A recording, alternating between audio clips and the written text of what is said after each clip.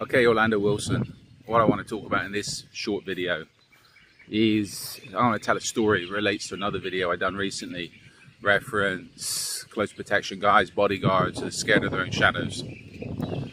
And in this story, I'll tell you, it's where somebody that I was working with, that I knew, lost credibility with me very, very quickly.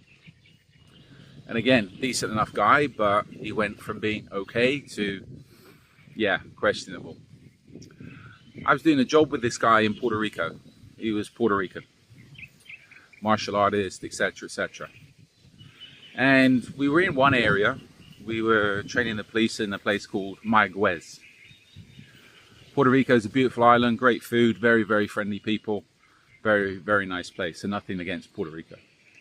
Anyway, we were driving around, and this guy pointed out to me pizzeria, fast food place, and it was in a little bit of a hoodie area, a little bit of a barrier.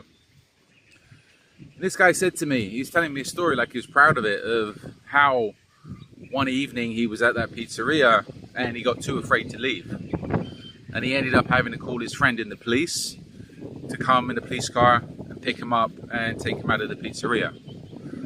He said no, he wasn't too afraid to go out. He ate his pizza there, and by the time, etc., etc., usual BS, his friend and his cop car was there with his fellow other cop, and they put him in the back of the police car and took him home. You know what this guy was trying to push to me? I mean, he's a nice enough guy, very, very nice guy, but tough guy, etc., etc., martial artist. And now you're just telling me that you went to a fast food place, fast food joint in the hood, and you were too afraid to leave, so you had to call your buddy and the cops to come pick you up. Okay, don't come telling me you're a tough guy on one hand and then giving me stories like that, because, as I said, he lost all credibility very, very quickly. You know what, when I was young and dumb, if you told me not to go somewhere because it was dangerous, I'd be going there. And you know what, I'm sure there's a lot of guys, especially guys that were in the British military, old school British military, I'm not too sure what they're like today. I think today they're more worried about pronouns. But old school British military guys, if you told them don't go somewhere, that's the first place they're going, because why not, if there's trouble such as life. But this is where, if you want to be a tough guy, and I tell people you don't want to be tough guys, if you want to run your mouth about how tough you are, etc., it's very easy to be tested. So this is where you're better off keeping your mouth shut and being humble rather than trying to be a tough guy. Because you know what, if you're a tough guy, at some point you're going out causing trouble, you're going to end up getting arrested, or you're going to end up in hospital, you're going to end up in the morgue.